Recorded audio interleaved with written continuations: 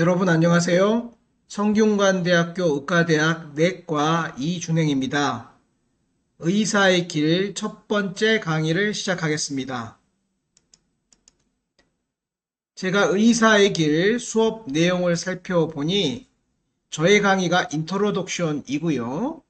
이어서 의사학 총론, 성격의 이해, 임상의사의 다양한 길, 임상연구, 의사연구자, 외상, 의료봉사, 병원 경영, 의료정책과 행정, 그리고 최근 꼭 필요한 유튜브, AI, 마지막으로 성균관 의대 졸업생이면서 교수로 근무하고 계시는 분, 창업가, 개원하신 분들의 강의가 두루 포진되어 있었습니다. 제가 이 모든 내용을 다 경험해 보진 못하였기 때문에 일반적인 인트로덕션 이후에 제가 경험하고 제가 밟아온 길 몇 가지를 샘플로 여러분께 보여드리는 것으로 강의를 대신하겠습니다. 의사의 길의 학습 성과 목표가 의사의 다양한 역할 모델을 제시하고 미래 의료 환경에 대해서 이해하는 것, 자신의 적성과 상황에 맞는 진로를 각자 설계하는 것이거든요. 그래서 오늘 제가 드리는 강의가 여러분이 향후 진로를 결정하는데 조금이라도 도움이 되기를 기대합니다. 강의 내용이 막막해서 저도 제미나이에게 물어보았습니다. 프롬프트는 아주 간단했는데요. 의사가 할 수 있는 다양한 직업은? 이라고 물어보았더니 임상 분야, 제약 바이오 헬스케어 산업, 공공보건 정부, 연구, 학술 분야 등 다양한 분야에서 일할 수 있는 것으로 답하고 있었습니다. 인턴, 레지던트, 펠로우, 교수 등 큰 병원에서 진료하는 것과 개원하는 것, 그리고 우리나라에 널리 퍼져 있는 검진센터나 요양병원의 의사로 근무하는 게 첫 번째로 제시되었고요. 가장 흔한 모델이기 때문에 당연히 첫 번째로 나오는 것이고, 어쩌면 오늘 이 자리에서 제 강의를 듣는 분의 적어도 90%가 이런 길을 가게 되지 않을까 생각이 됩니다. 그러나 이게 전부는 아닙니다. 제약 바이오 헬스케어 산업계에도 있는데요. 가장 대표적인 게 제약회사의 메디컬 디렉터입니다. 제약회사는 약사님들이 하시는 회사가 아닙니다. 약사도 있고, 사이언티스트도 있고, 임상과의 연결을 담당하는 의사인 메디컬 디렉터도 있습니다. 디지털 헬스케어, 의료 AI 전문가도 의사가 맡아야지 가장 잘할 수 있고요. 바이오 벤처 창업가는 여러분이 다 하실 수 있는데요. 의사가 바이오 벤처 창업하여 성공하신 분들도 아주 많습니다. 저와 동기인 한 선생님을 샘플로 소개합니다. 이분은 3년 선배이시고 군대를 먼저 갔다 와서 저와 함께 내과 트레이닝을 받은 동기 선생님이신데요. 이분이 일찍이 한림대학교 교수를 하시다가 뜻하는 바 있어 제약회사 메디칼 디렉터로 일하시다가 출중한 능력을 인정받아 점차 승승장구하셔서요. 현재는 LG화학이라는 큰 바이오 회사의 사장으로 근무하면서 우리나라 의료계에 막강한 영향력을 가진 분이 되셨습니다. 메디칼 디렉터, 바이올로지 회사의 사장, 멋지지 않습니까? 여러분들이 도전할 수 있는 모델이라고 생각합니다. 이뿐만 아니고 우리 삼성 서울병원에는 매우 많은 분들이 창업을 하셨습니다. 일부는 상장까지 하여가지고요. 매우 큰 규모의 회사를 만드신 교수님도 계시고요. 지금도 여기에 언급되어 있지 않은 많은 교수님들이 상장을 위해서 불철주야 노력하고 계십니다. 공공보건 정부기관에서 일하시는 분도 많습니다. 현직 보건복지부 장관도 의사이고요. 질병관리청의 많은 공무원들, 국과수, 국립과학수사연구원에 있는 선생님들, 많은 보건소장, 군의관, 역학조사관 등등이 의사입니다. 이 중에서 제가 떠오르는 분은 권이혁 장관이십니다. 이분은 해방 전 경성의대를 나오시고요. 경성제국대학 의과대학을 나오신 거죠. 한국 중에는 병원장을 하셨고 이후 서울대학교 교수, 학장, 그래서 결국은 보건복지부 장관까지 하신 우리 의료계의 대표적인 행정가이셨습니다. 연구 학술 분야는 여러분들도 익숙한 내용입니다. 수년 전 수원에서 기초의학 배우실 때 여러분을 지도해 주신 해부학자, 생리학자, 양리학자, 면역학 교수님들이 상당수가 MD이시고요. 물론 일부는 MD가 아닌 PhD 선생님도 많이 계셨습니다. 비단 의과대학뿐만 아니고 많은 연구소에서 기초의학 연구를 하고 계신 의사들이 아주 많습니다. 글로벌 보건기구 WHO 국제기구도 언급되어 있는데요. 이 중에서 언뜻 떠오르는 분은 세계보건기구 6대 사무총장이신 이종욱 박사이십니다. 세계보건기구 지역사무처 질병예방관리국장 겸 한센병 관련 자문관. 네, 매우 긴 이름이네요.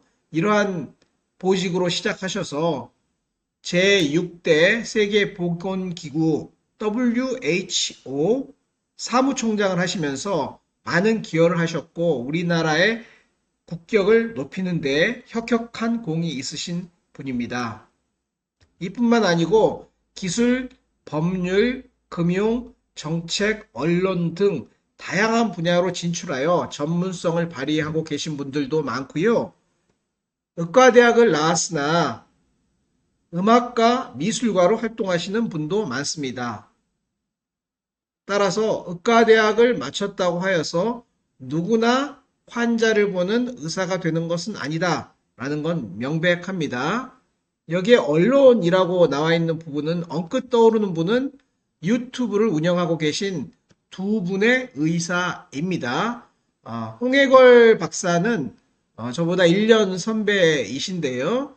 중앙일보 기자를 오래 하시다가 의학 채널 비욘디를 만드셔서 현재 우리나라의 의학 관련 채널 중 아마도 가장 많은 팔로우가 있습니다. 200만이 넘고요. 영향력이 대단한 분으로 성장하셨습니다. 교수님들과 의사들도 다양한 책을 쓰고 있는데요. 그 중에서 우리 병원 정신과에서 근무하고 계신 현재 연구 부학장이신 전홍진 교수님께서는 매우 예민한 사람들을 위한 책이라는 베스트셀러를 발간하셨습니다. 교수님께서는 이 책을 통하여 들어온 인세의 대부분을 기증하신 것으로 유명하십니다. 도네이션은 우리 조직의 발전을 위해서 매우 필요한 일인데요. 비단 의사뿐만이 아니고 다른 분들도 큰 도네이션을 하고 계십니다. 성균관대학교에서 가장 큰 도네이션을 해주신 분은 화학과를 졸업한 동문이신 경동제약 유덕희 회장님이신데요. 최근 의과대학 의학관에서 경동제약 유덕희 회장, 유기성 대표 기금 전달식이 있었는데요. 이유는 유덕희 회장님께서 의과대학에 많은 기부를 해 주셔서요. 의과대학 의학관에 유덕희 기념 강의실이 있기 때문에 의대에서 기금 전달식을 하였는데요. 지금까지 130억 정도의 도네이션을 성균관 대학교에 해주셨다고 합니다. 도네이션을 통하여 좋은 뜻을 남에게 전달할 수 있는 그런 분이 되시기 바라고요. 아직은 수입이 적지만 향후 좀 더 많은 수입이 있을 때 도네이션 해야 되겠다 생각하지 마시고요. 용돈을 아껴서라도 아르바이트를 해서라도 도네이션을 하면서 인류 발전에 기부할 수 있는, 기여할 수 있는 여러분이 되시기를 진심으로 부탁드립니다. 오늘의 강의는 의대 본과생에게라는 고주형 선생님이 지은 책에서 한마디를 인용하는 것으로 시작하여서요. 제가 현직 성균관대학교 의과대학 학장인 관계로 여러분의 뿌리인 성균관대학교에 대해서 잠깐 말씀드린 다음에 제가 경험해 왔던 의학도의 삶 중 큰 꼭지라고 생각되는 세 분야, 위암 내시경 진단과 치료, 내시경 교육, 그리고 QI 실장과 학장. 학장은 한 지가 얼마 안 되었기 때문에 주로 QI 실장에 대해서 말씀드리겠습니다. 여러분의 진료 선택에 조금이라도 참고가 되기 바랍니다. 의대 본과생에게에서 한마디를 골라보았습니다. 이런 책인데요. 저는 강의를 할 때 새로운 제목에 대해서는 가장 관련된 책자를 하나 읽어보는 게 강의 준비의 시작인데요. 오늘 의사의 길 강의를 위해서 이 책을 살펴보았습니다. 4대 위기라는 부분이 있었는데요. 성공이 계속될 것이라는 믿음의 위기. 그렇게 되지 않을 수 있다는 뜻이거든요. 대의에 휩쓸릴 위기. 중심을 잃고 다른 사람이 얘기하는 뜻에 따라 움직이다 보면 세상에서 길을 잃을 수 있다는 것입니다. 주어진 일만 100% 완수할 위기. 이거는 좋은 거 아닌가? 이렇게 생각하기 쉽지만 매우 수동적인 태도이거든요. 주어진 일만 100% 완수하는 게 성공의 지름길은 아닙니다. 잉여 사회의 구성원으로서 전락할 위기 등등에 대해서 얘기가 되어 있는데요. 이 중에서 주어진 일만 100% 완수할 위기의 한두 패러그래프를 골라보았습니다. 필자는 미국 유학 시절 족보를 경험하지 못했다. 일단 족보가 돌아다니지 않았다. 시험 보는데 도움이 되지 않았기 때문에 구하려 한 적도 없다. 전년도와 개설 과목이 같고 기본 교재가 같아도 추가 교재와 미리 읽어야 할 논문 자료가 최신 것으로 바뀌니 족보가 소용이 없었다. 시대 흐름이 변하는데 실라부스의 변화가 없다면 죽은 수업이나 다를 바 없다.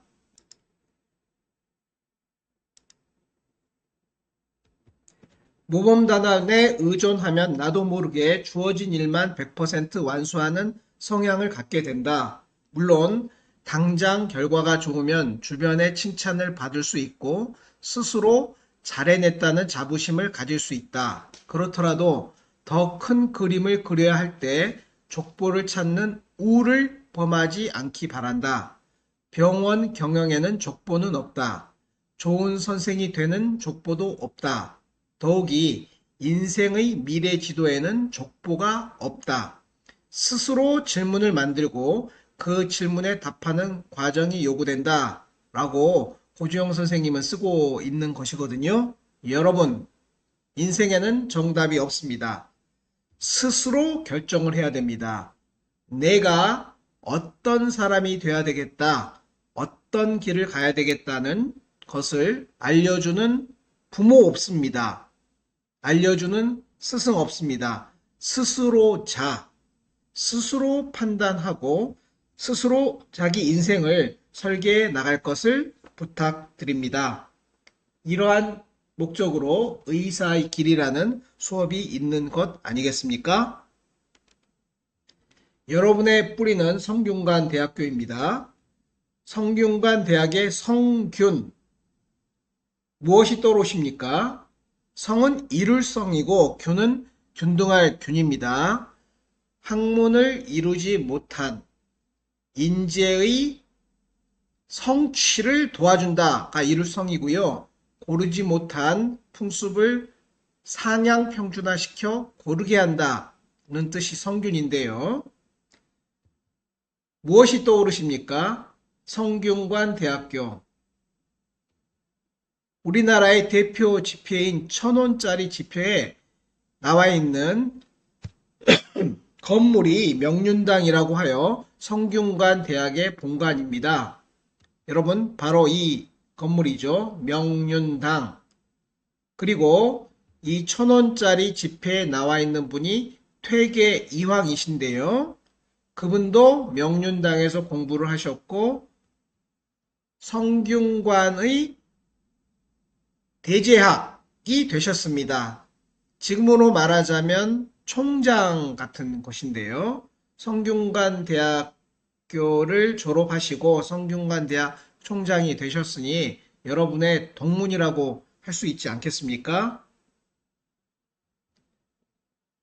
역사학과 동문 최태성.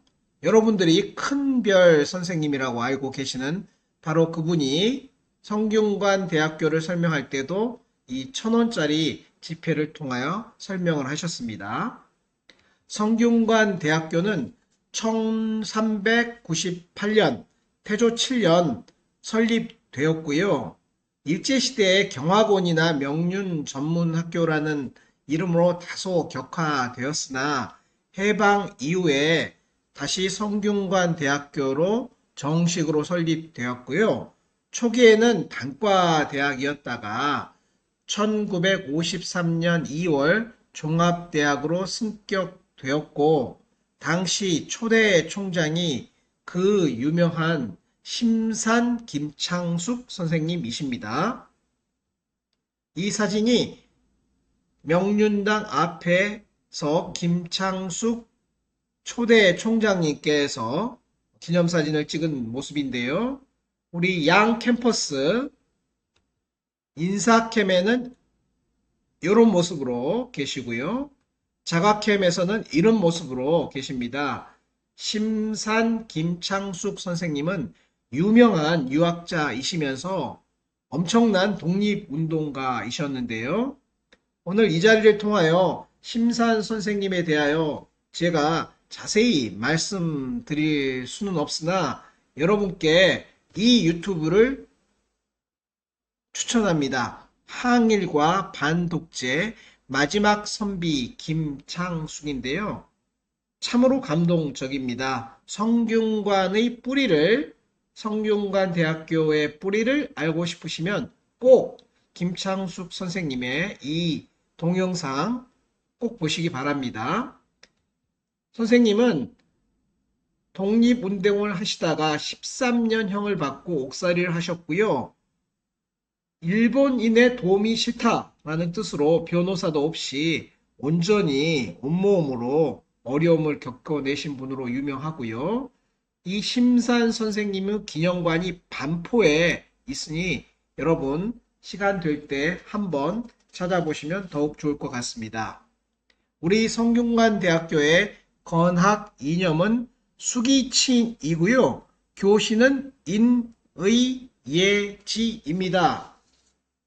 수기친, 여기서 기는 자기를 얘기하는 것이고요. 이는 남을 얘기하는 것인데요. 자기 몸을 먼저 다스리고 이후 남을 다스릴 수 있다. 즉 스스로의 인격 수양을 가장 중요시하는 게 유교의 기본 개념 아닙니까? 비단 유학에서만 사용하는 개념이 아니고요. 현대에도 얼마든지 적용할 수 있는 게 수기친입니다. 우리의 건학 이념은 수기친. 교시, 인의예지는 무엇일까요? 유교의 근본 정신을 말해주고 있는 기본 개념이며 인간이 본래적으로 가지는 마음과 행동의 옳음과 슬기의 본질을 나타내고 있는 것이 인의예지입니다. 이는 사랑입니다. 마음의 바탕이요 본질입니다. 인간은 이 본질이 있음으로 해서 모든 가치를 추구하고 형성해 나갈 수 있는 것인 거거든요. 따라서 이는 모든 것의 시작이다. 인의예지. 의는 옳음입니다. 예는 실천이고 지는 슬기입니다. 이론동 임상교육장의 강의장 이름도 인, 의, 예, 지로 되어 있습니다.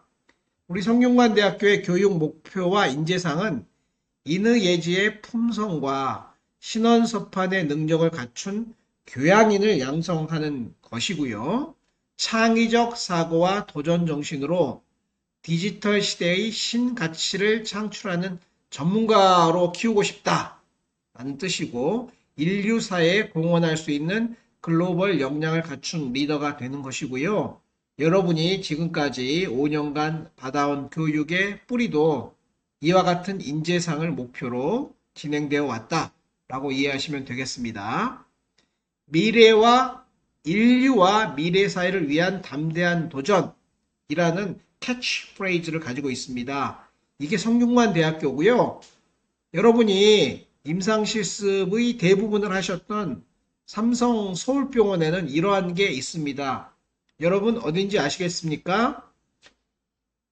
게이트 1, 1층 로비에 들어가는 입구에 있는 것인데요. 읽어보셨는지요? 건강한 사회와 복지, 가정 등등을 위하여 함께 해줄 기업으로서 죄송합니다. 제가 다시 읽어보도록 하겠습니다. 모니터가 작아서 제가 잘 보지 못하였습니다. 삼성의료원 설립에 즈음하여 건강한 사회와 복지 국가 실현을 위하여 이웃과 함께하는 따뜻한 기업으로서의 사명을 다하고자 여기에 삼성의료원을 설립하였습니다.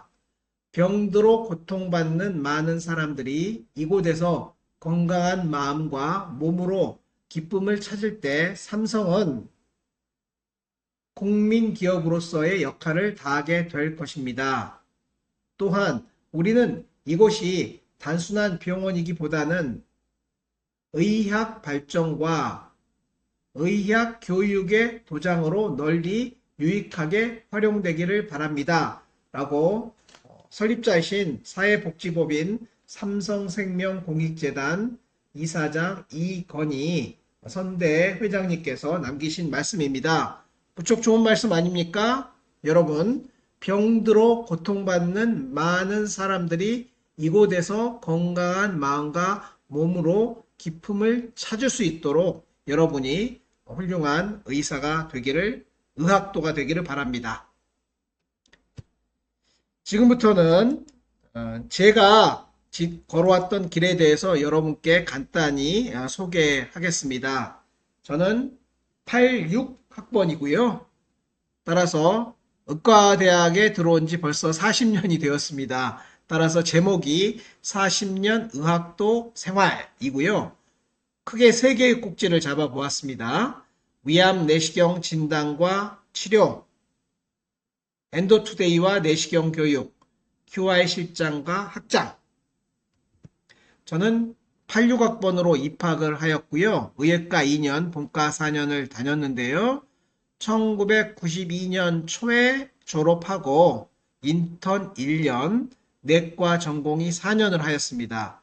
현재는 내과 전공이 과정이 3년이지만 그 당시는 4년이었거든요. 그리고 1997년 군의관으로 해군에서 3년 복무하였고 그 이후 펠로우 생활을 하였으며 강북 삼성병원에서 1년 전문의로 근무하다가 2023년 성균관대학교 의과대학 조교수로 발령을 받았고 현재까지 근무하고 있습니다. 여러분, 인생에서는 많은 선택이 있습니다. 어떠한 선택을 할 때 전망이 좋은 것을 선택하고 싶으십니까? 자신의 희망이나 적성에 따른 선택을 하시겠습니까? 전망에 따라 선택을 하면은요, 좋을 수도 있으나 전망이 항상 옳은 것도 아니거든요. 저는 저의 희망이나 적성에 따라 선택을 했던 것 같습니다. 여러분도 너무 남들이 얘기하는 전망에 휘둘리지 마시고요. 자신의 적성이나 희망에 따라 자신의 진로를 선택하시기 바랍니다. 이러한 저희 개인적인 역사 중에 중요한 트랜지션은 3번 있었는데요. 저는 원래 다른 과를 하려다가 그 과에 인턴을 하면서 어째 나의 적성과 잘 맞지 않다라는 것을 느끼면서 내과로 바꿨고요. 내과에서도 처음에는 카디올로지를 지망하였다가 카디올로지보다는 소화기가 더 적성에 맞다라는 것을 깨닫고 내과 전공이 소화기를 하였던 게 중요한 트랜지션이었고요. 군의관을 마치고 당신은 자연스럽게 펠로우를 하게 되면 저의 모교인 서울대학교에서 펠로우를 하는 게 당연한데요. 뜻하는 바가 있어 삼성 서울병원에서 펠로우를 하게 된 것이 제 의사로서의 커리어의 중요한 변곡점이었다 생각이 들고요. 강북 삼성병원 1년간 전문의로 근무한 이후에 성균관 대학교 의과대학으로 부임하게 된 것이 또 중요한 변화였는데요.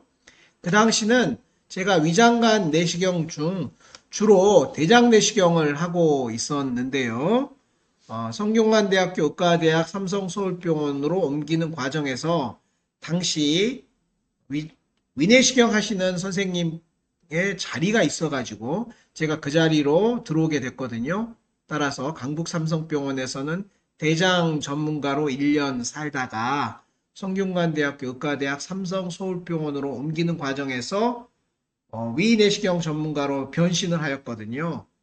사실 위내시경이나 대상내시경이나 어차피 내시경 영역이었기 때문에 큰 변화는 아니라고 할 수 있으나 그래도 제 인생에 있어서 나름대로 의미 있는 변곡점이었다 생각이 됩니다. 여러분, 내과 의사가 다 이런 모습은 아닙니다. 이비인후과 의사처럼 반사경을 하고 있는 경우 아주 드물고요. 그리고 청진기를 꼭 목에 걸고 다니는 게 무슨 의사의 상징처럼 되어 있는데요. 요거 아주 보기 싫은 모습입니다.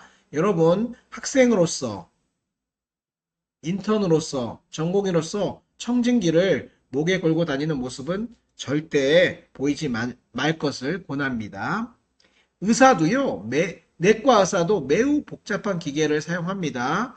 헤모다이리시스 얼마나 복잡합니까? 심장 인터벤션 얼마나 인베이시브 합니까? 따라서 내과는 컨저버티브하고 외과는 인베이시브하다 이런 뜻은 아니고요. 내과에서도 다양하게 있다. 지난 임상 실습 과정 중에 겪어 보셨겠지만 관심이 있는 부분은 좀 더 깊이 알아보시고 선택하실 것을 추천합니다. 저는 내과 중에서도 소화기 내과 중에서도 위장관 내시경 중에서도 상부위장관 내시경 중에서도 조기유암 내시경 진단과 치료를 하는데요. 내과 의사가 하는 일 중에는 제법 인베이시브한 분야입니다. 그래서 위암이 제 전공입니다. 위암은 우리나라에서 수십 년간 가장 흔한 암이었고 현재는 4, 5등으로 떨어졌습니다만 여전히 중요한 위암이고요.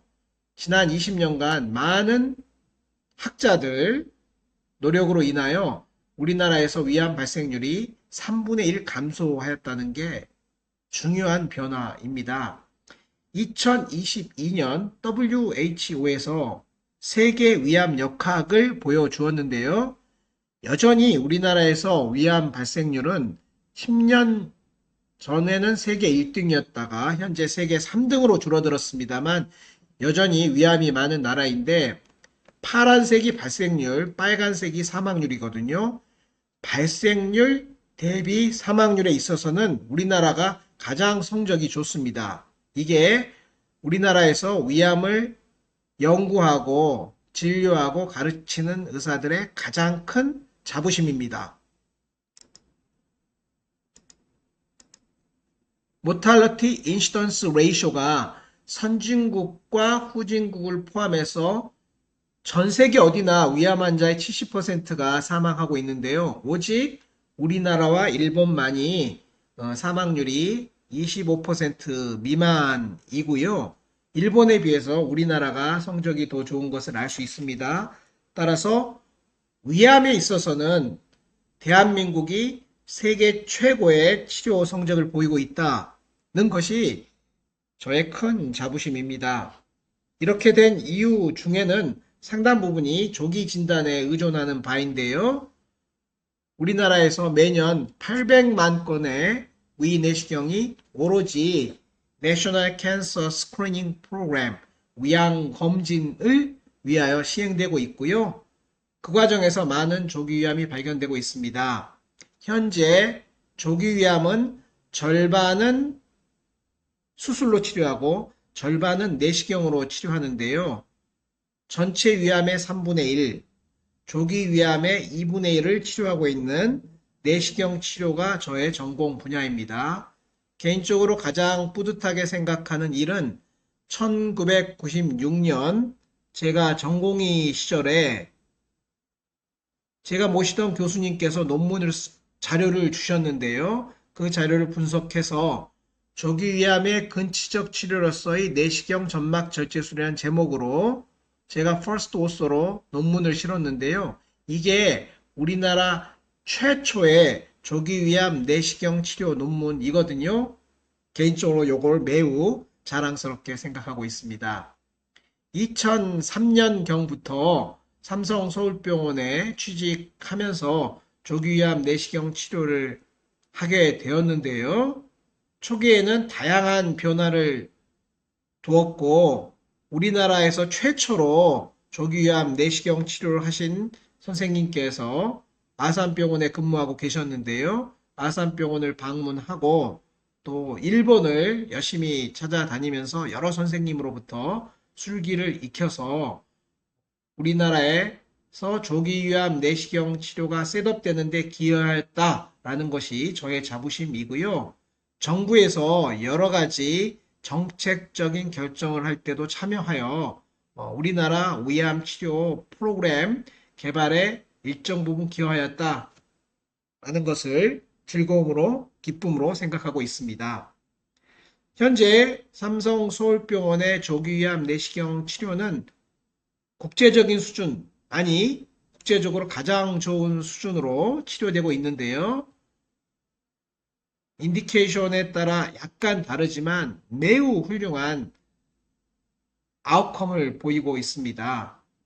아울러 표준화를 위해서 노력을 하였고요. 내시경 점막하 박리술이라는 치료에 환자 설명서를 만들고 클리니컬 패스웨이를 정리하는 등 표준화가 잘 되어 있어서 환자들이 안정적인 환경에서 치료할 수 있도록 만들었다는 것이 중요하고요. 제가 개인적으로 운영하는 홈페이지에 이 모든 내용을 공개하여 우리나라의 다른 병원에서도 삼성 서울병원의 모델을 따라할 수 있도록 자료를 제공하고 있습니다. 아울러 국내뿐만 아니고 해외에서 조기위암 내시경 치료를 배우고자 하시는 분들이 많이 방문하고 있기 때문에 프로그램을 표준화하여 열심히 내국인, 외국인들을 가르치고 있습니다. 또한 미국에 있는 교민들의 위암의 진단과 치료를 위해서도 노력하여서 이것은 2019년에 제가 LA에 방문하여 그쪽 현지 선생님들과 토론을 하는 장면이 되겠습니다. 위암을 연구하고 가르치는 의사로서 대한위암학회 회장으로 선출되어 학회에 봉사할 수 있었던 것 또한 매우 영광스러운 일이었고요. 최근 헬스조선 명의라는 사이트에 보시면 바른 내시경의 표준은 적절한 표준을 만든 이제 위장관 질환의 대과라는 이름으로 소개가 되었는데요. 이 또한 자랑스러운 일이 아닐 수 없습니다. 다음은 두 번째 토픽입니다. 엔도투데이와 내시경 교육. 제가 군의관 시절 1999년 인터넷 홈페이지를 최초로 개설하였고요. 아직까지도 운영하고 있습니다. 20년이 넘었는데요. 당시의 제목은 seriously.p.kr입니다. 제가 운영하는 홈페이지의 모토는 두 가지인데요. 한 가지는 배워서 남주자, stay trained 이 부분이고요. 저는 매우 중요하게 생각하고 있습니다. 배워서 남주자, stay trained. 현재의 모습은 인터넷 홈페이지와 유튜브로 나눠서 자료를 올리고 있는데요. 이와 같은 모습을 보이고 있습니다. 1999년 serious.p.kr로 시작을 해서 이후 인트라넷을 이용한 교육자료 발송, 교육자료를 serious.p.kr에 저장하는 방식으로 진행하였고요. 이후에는 외부 메일을 이용해 동문께 발송하고 PDF 자료를 올리거나 모바일 프렌들리한 웹페이지로 만드는 등의 노력을 하였습니다. 이후 반응형 웹으로 전환하고 삼성 서울병원 집담회를 온라인으로 소개하는 등 유튜브와 함께 진행을 하였다. 이후 식도질환 내시경 아틀라스와 위질환 내시경 아틀라스 관련 책자도 만들고 있습니다. 제가 이렇게 많은 자료를 인터넷 사이트에 올리고 있기 때문에 종종 질문을 받고 있는데요. 방대한 엔도투데이를 어찌 관리하시는지요? 라는 질문인데요. 제가 27년 동안 대강 매일 하루에 1시간 정도 노력해 왔습니다. 27년 곱하기 365일 곱하기 1시간 9855. 여러분 무슨 일을 1만 시간 하게 되면 아주 잘한다 라는 1만 시간의 법칙이 있지 않습니까? 여러분도 어떤 것에 무엇이든 좋습니다. 관심 있는 분야에 1만 시간을 투자해 보면 좋은 결과를 얻을 수 있을 것으로 생각합니다. 주로 증례 토의를 중심으로 프랙티컬한 온라인 레퍼런스를 구축하고 있는데요. 최근에는 위암 1000의 프로젝트를 완성해서 이렇게 인터넷에 올려놓기도 하였습니다. 홈페이지에 기반한 간행문도 만들었고요. 최근에는 치료 내시경 시뮬레이션에 관심이 많은데요. 진단 내시경 분야는 박스 시뮬레이터 트레이닝입니다. 제가 일전에 한 학생을 가르칠 기회가 있어가지고요.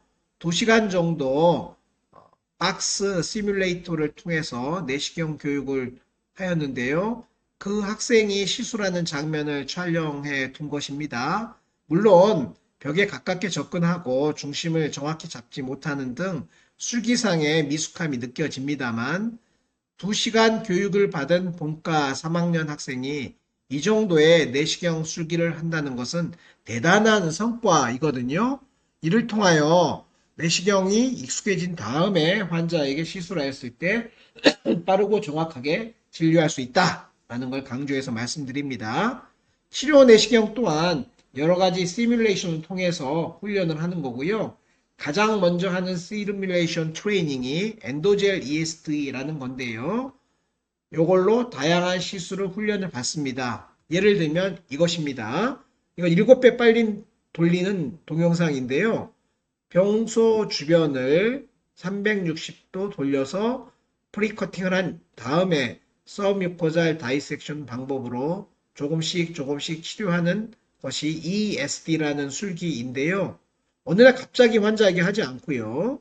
시뮬레이션 모델을 통해서 여러 번 연습을 하게 되면 훨씬 더 빠르게 배울 수 있습니다. 제가 집중해서 추구하고 있는 바이고요.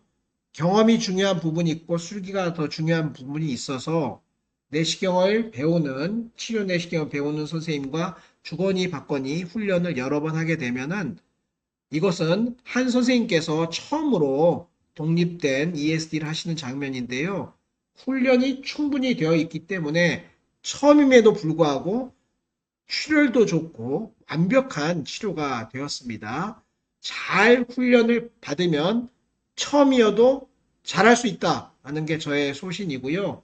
이러한 결과를 병리학적으로 해석하고 확인하고 환자에게 자세히 설명하는 등등의 모든 일을 할 수 있고요. 이러한 과정을 통하여 트레이닝 기간 동안에 술기를 잘 배우고 있고 막상 다른 병원에 취직하면 셋업이 바뀌기 때문에 어렵거든요. 간혹 많은 선생님들이 새로운 병원에서 새로운 시술을 하면 이와 같은 기념사진을 보내주기도 하고요. 자신의 소감을 얘기하는데요. 제가 칭찬해주기도 하고 경우가 되면 와인 한 병 선물해서 축하하기도 합니다. 외국인들도 찾아오면은 동일한 방식으로 치료하고 있습니다. 이러한 치료에 대해서 내시경 교육에 대해서 내시경 치료에 대해서 디베이트가 있습니다. 내과 의사만 배워야 되느냐, 외과 의사도 배워야 되느냐, 이런 부분인데요. 저는 내과, 외과 무관하게 모든 사람이 배우면 좋겠다라는 오픈 에듀케이션을 모토로 하고 있고요. 이에 대해서 많은 분들이 격려의 편지를 보내주고 있습니다. 젊은 의사들과 친하게 지내려고 노력하여서 어디 가든지 기념사진도 남기고 대화를 나누고 있습니다. 여하튼 위암 내시경 진료를 하면서 동시에 엔도투데이로부터 출발한 교육 프로그램을 개발해서 지금까지 진행해 오고 있는 게 저의 큰 사명이자 소명이 되겠습니다. QI실에서 10년간 봉사활동을 했습니다. 보직이라는 것은 무슨 힘 있는 자리를 찾아가는 것이 아니고요. 서로 돌아가면서 그 일을 맡아서 자신의 노력을 통하여 우리 대학이나 우리 병원이 발전할 수 있도록 봉사하는 건데요. 제가 마스트리트에서 학회에 참석하고 있는데 당시 최한용 선생님으로부터 QI실에서 일을 해봐라 라고 갑자기 연락을 받아서 뜻하지 않게 시작한 일이었습니다. 2011년 윤순봉 사장님께서 우리 실의 명칭이 이제 적정진료 운영실에서 QI실로 변경하도록 하였고요. 제가 QI실 차장으로 6년, 실장으로 4년, 도합 10년간 일을 하였습니다. 당시 이러한 책자를 내기도 했는데요. 하이라이트가 있는 부분만 읽어보겠습니다. 환자 안전은 의사가 직접 챙겨야 합니다. 아직도 환자는 의사에게 뭔가 잘못되고 있는 것 같다 라고 말하는 경우가 적습니다. 그래서 의사가 챙겨야 한다라는 얘기고요. 병원에서는 실수를 통해 배우는 것이 중요하다. 무엇보다 환자 안전을 중요하게 생각하는 조직 문화가 필요하다라고 쓰고 있고요. 부정하지 않는 문화, no blame policy가 필요하다라고 언급하고 있습니다. 환자 안전을 위해서는 무엇보다 자신의 실수를 두려움 없이 밝힐 수 있는 문화, 작은 문제점이라도 큰 목소리로 말하는 문화, 소통하는 문화가 필요하다라고 할 수 있고요. 실수를 줄이기 위해서는 표준화가 필요하다는 것을 강조하고 싶습니다. 표준화가 되어야만 비로소 독립적인 검증을 할 수 있는 것입니다. 이와 같이 제가 많은 활동을 하면서 느꼈던 바를 글로 작성하고 적극적으로 직원과 소통하고 있습니다. 그 10년간의 QI실 과정 동안 많은 일이 있었는데요. 그 중에서 하나가 2015년 메르스이고요. 또 하나가 2020년 코로나인데요. 메르스는 그야말로 예측하지 못했던 상황에서 들어온 것이고 우리 병원에서도 메르스 때문에 몇 달간 병원 진료가 어려웠던 내시경실 환자 숫자입니다. 거의 2달 이상, 2달 가까이 내시경실이 문을 닫은 것을 알 수 있고요. 저는 그 당시 방역 대장으로서 여러 가지 역할을 하였습니다. SMC 메르스 방역단인 거죠. 100명의 19개 팀을 이루어 의사, 간호사, 의료기사 모두가 하나 되어 메르스에 의해서 오염되었을 것으로 추정되는 지역을 열심히 청소하는 일을 하였고요. 방역이 돼야만이 다시 정상화가 될 수 있거든요. 아침부터 밤 늦게까지 많은 방역 활동을 하였고요. 무척 힘들었지만 참여했던 모든 분들이 보람되었다. 바로 참여해 주신 많은 분들에게 감사의 뜻을 드렸고요. 이런 상황에 작금이 무슨 소용입니까? 직급이 무슨 소용입니까? 누구라도 힘을 보태야 할 때죠. 라고 우리 말단 직원부터 최상위 높으신 보직 교수까지 다들 참여하여서 메르스 방역단을 하였던 게 지금도 기억이 나고요. 마지막 슬라이드로 당신이 있어 자랑스럽습니다. 방역 작업을 끝내고 흠뻑 젖은 뒷모습이 동료로서 든든하고 고맙습니다. 라는 슬라이드를 만들었던 기억이 납니다. 아울러 삼성 서울병원, 삼성 창원병원, 강북 삼성병원, 세계병원 QRC들이 정기적으로 협력하면서 많은 활동을 하였고요. 보직은 봉사입니다. 10년간 봉사하였고요. 어느 날 2025년 12월 16일이네요. QI 실장으로서 마지막 강의를 하였는데요. 당시의 제목은 환자 안전을 위한 경영진의 역할과 공전 문화의 올바른 적용이었습니다. 여러분, 하면 된다라는 말이 있습니다. 여러분, 하면 됩니까? 하면 늘 되던가요? 저의 경험은 그렇지 않습니다. 해서 되는 일이 있고요. 안 되는 일도 있거든요. 안 된다고 너무 실망하실 필요가 없습니다. 하면 된다라는 자세, 나쁘지 않은 자세입니다. 그러나 실패와 안 되는 것도 받아들일 수 있는 용기가 필요합니다. 요즘 되면 한다라고 생각하시는 분도 많은 것 같습니다. 저는 너무 소극적이지 않나 생각하거든요. 될지 안 될지 따져봐서 되는 일만 한다면 어찌 발전이 있겠습니까? 그래서 제가 주창하는 바는요, 되게 하자입니다. 제일 중요한 게 먼저 목표를 세우는 거죠. 나에게도 도움이 되고 사회에도 도움이 되는 바람직한 목표를 세우고요. 그 일이 될 수 있도록 끊임없이 노력하는 과정, 이 과정을 통해서 의료가 발전하고 우리 사회가 좋아지지 않겠습니까? 여러분, 하면 된다. 좋습니다. 되면 한다. 너무 소극적이다. 되게 하자. 여러분이 의대를 마치고 새내기 직장인이 돼서 긴 커리어를 밟아나가는 과정에서 되게 하자. 이 한마디를 잊지 말기를 당부하면서 의사의 길 인트로덕션 강의를 마치겠습니다. 여러분 경청해 주셔서 감사합니다.